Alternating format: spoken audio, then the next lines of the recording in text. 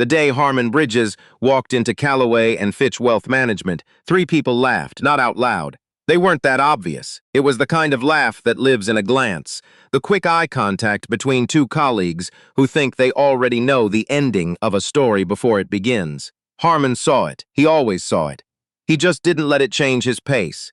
He was 51 years old. He wore a gray suit that had been to better decades. His shoes were clean but not new. He carried a folder tucked under his left arm, the way a man carries something he's been holding for the long time. Not tight, not loose, just steady. The receptionist smiled at him with the particular kindness people reserve for people they've already dismissed. "I'm here for the senior portfolio analyst position," Harmon said. 9 o'clock. Harmon Bridges. She checked her screen. "Of course. Please have a seat." He sat. He waited. He watched. Here's what the people at Callaway and Fitch didn't know about Harmon Bridges on that Tuesday morning in October. They didn't know he had spent 11 years at Meridian Trust before Meridian collapsed in 2019. Not because of anything Harmon did, but because the three men above him made bets they couldn't cover. They didn't know he'd spent the 2 years after that consulting independently, building models for a regional credit union in Baton Rouge that increased their yield margin by 14% in 18 months. They didn't know he had a daughter in her second year at Georgetown Law, a son finishing an engineering degree in Austin, and a mother in a care facility in Memphis that cost him $2,000 a month, that he never once mentioned when people asked how he was doing. They didn't know any of that. What they knew was that he was a black man in his 50s in a gray suit that wasn't recent, and that the position he'd applied for typically went to someone younger, someone whose LinkedIn photo looked a certain way. Bradford Tillis was the hiring manager. 43, pink tie, the handshake of a man who'd been told his whole life that his handshake mattered. He came out to the lobby with the energy of someone who had already made a decision and was now simply fulfilling a procedural requirement. "Mr. Bridges." Bradford Tillis extended his hand. "Brad Tillis, thanks for coming in. Thank you for having me," Harmon said. The interview lasted 37 minutes. Harmon knew because he counted.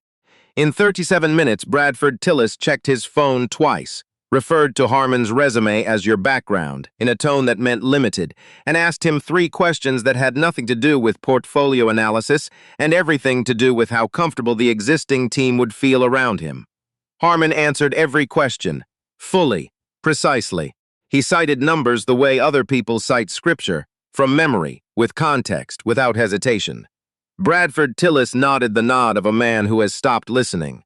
"We'll be in touch," Bradford said at the door. He made himself a cup of coffee. He sat at his kitchen table, opened his notebook, the same kind he'd been using for 30 years, a plain black composition notebook, and he wrote down everything: the time, the questions, the exact wording, the 2 phone checks, the name of the firm Bradford mentioned when referencing the kind of culture they were trying to build. He wrote it all down the way a man writes something he knows he's going to need later. He did not get the job. The firm that got the contract instead was a man named Philip Ashford, 29, 2 years of actual experience, a father who golfed with one of the Callaway partners. Philip Ashford did not know what a Sharpe ratio was in practical terms. Harmon would later find this out. He did not find it satisfying, he found it clarifying. Because Harmon Bridges was not a man who confused the symptom for the disease. What happened at Callaway and Fitch was not unusual. It was, in fact, so usual that Harmon had a name for it in his notebook. He called it the ceiling with no ceiling, because the people enforcing it would swear on their mother's lives as there was no ceiling. They believed it. That was the worst part. They genuinely believed that Bradford Tillis chose Philip Ashford on merit, and that merit had nothing to do with who was comfortable in a room with whom, and that comfort had nothing to do with race, and that race had nothing to do with anything, because it was, after all, 2024. The notebook had 73 pages. It had been started in 2009. 3 months after the Callaway and Fitch interview, a man named Oswald Pemberton called Harmon Bridges at 8:45 in the morning. Oswald Pemberton was 67, black, retired from 40 years in municipal finance, and about to do one of the last meaningful things of his career. He was assembling an advisory board for a new community development financial institution, a CDFI, that was going to operate out of 3 cities in the Mid-South: Memphis, Jackson, and Little Rock. He needed someone to run the investment strategy arm. I've been watching your work, Oswald said. The Baton Rouge numbers. That was quiet work, Harmon said. Quiet work is the only work worth watching, Oswald said. Harmon accepted the position. The salary was less than Callaway and Fitch would have paid. The title was less impressive on paper.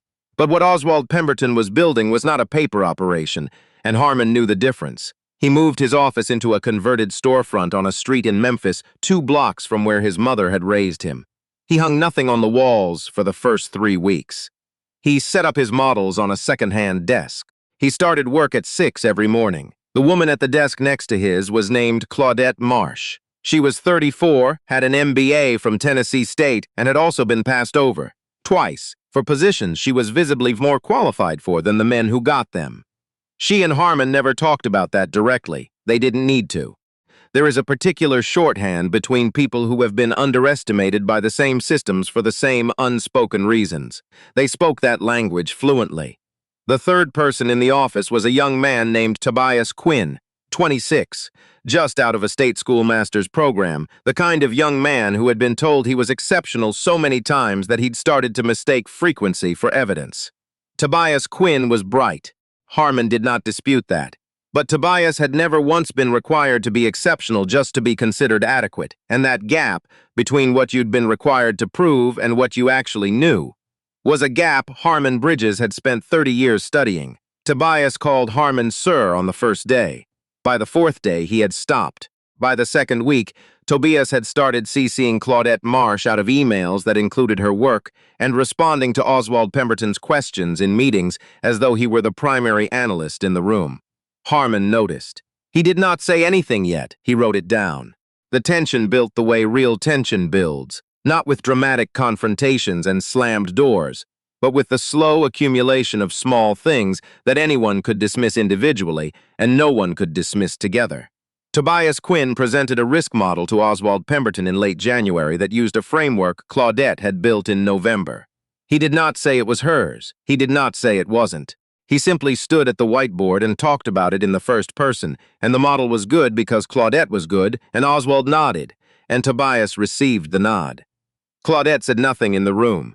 After the meeting, she went back to her desk and stared at her screen for 4 minutes without typing anything. Harmon watched her from across the office. He had seen that expression before, not on Claudette specifically, but in general. It was the expression of a person doing the math.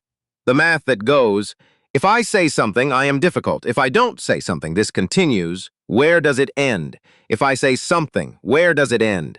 There is no version of this math that comes out even. He walked over. You documented that model? He asked, quietly. Claudette looked up at him.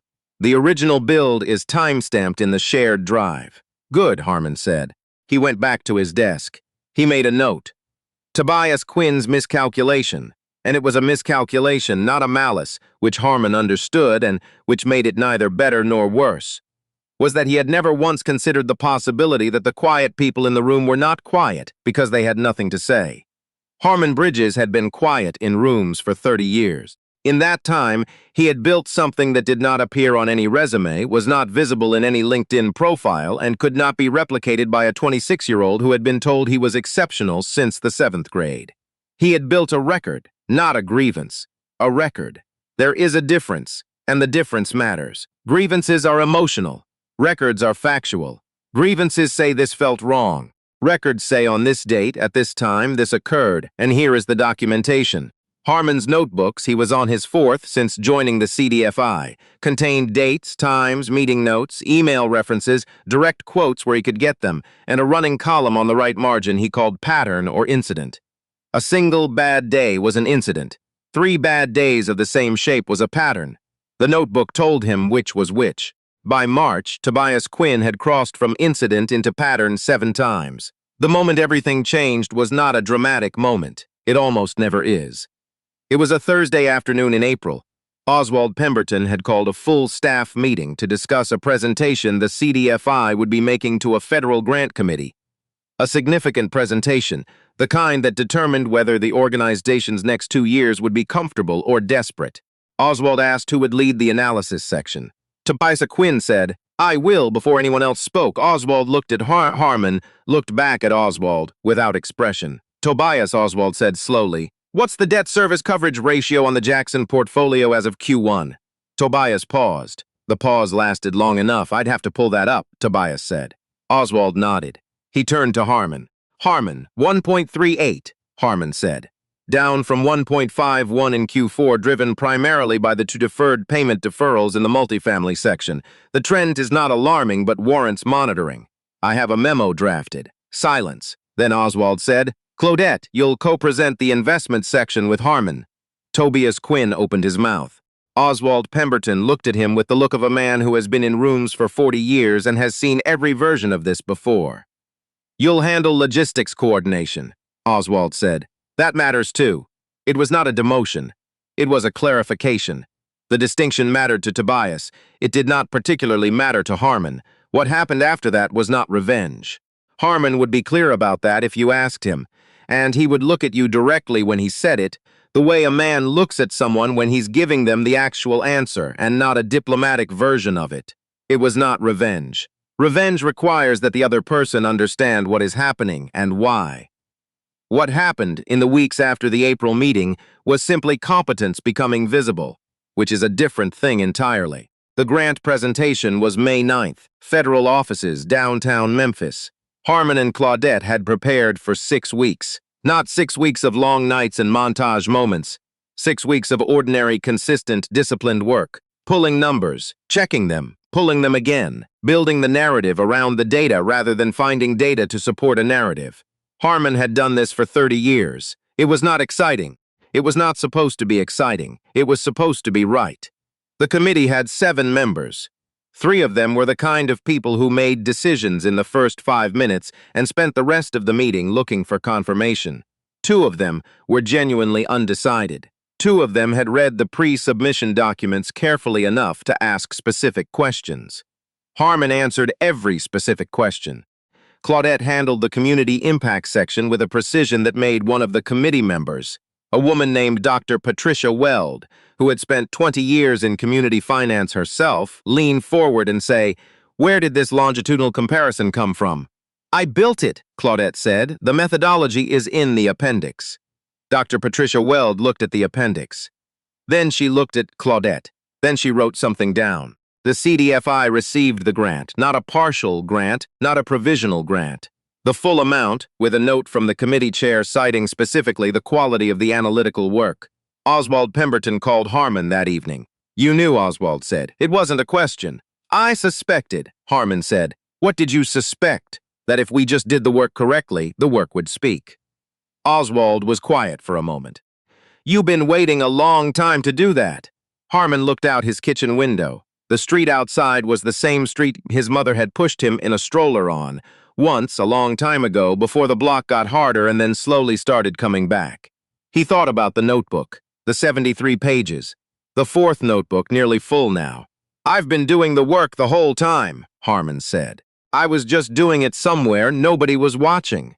Tobias Quinn left the organization in July. He left without drama, which Harmon respected. He took a position at a financial services firm in Nashville where he would, presumably, be one of several young men being told he was exceptional. Harmon wished him no harm. He wrote his departure in the notebook and closed the entry with a single line, "Incident closed." Claudette Marsh was promoted to Director of Investment Strategy 6 weeks after the grant was awarded. She called Harmon when Oswald told her, and there was a pause on the phone before she spoke that contained about 15 years of something neither of them had to name. "You knew he was going to see it," she said. "Oswald's been watching rooms for 40 years, Harmon said. "He didn't need me to show him anything. He needed time." "What if he hadn't?" Claudette asked. "What if it had gone the other way?"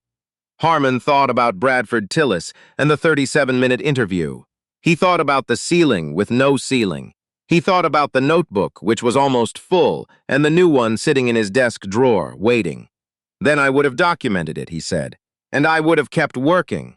The record matters regardless of what anyone does with it." Claudette was quiet. "That's a long way to live," she finally said. "It's the only way I know how to live that ends anywhere worth being," Harmon said.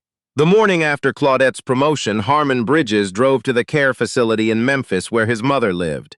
He brought her coffee from the place on Madison she liked, and they sat in the small garden in the back where the roses were still trying in October. His mother was 81 and had been sharp her entire life, and was still sharp now in the way that people who have seen a great many things are sharp. Not cutting, but clear.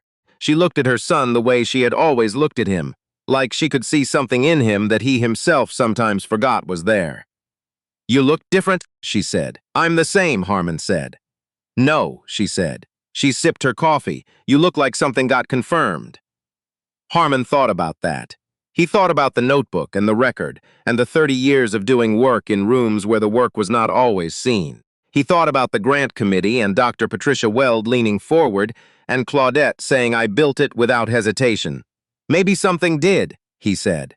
His mother nodded once, the nod of a woman who has been waiting a long time for a particular thing to happen and is not surprised that it finally has. They sat together in the October garden and drank their coffee in the quiet, and the roses, stubborn, undramatic, still there after everything, kept doing what they had always done. The quietest person in the room is not always the one with the least to say. Sometimes they are the one who has been building the case so long that when they finally set it down, the room has no choice but to go still.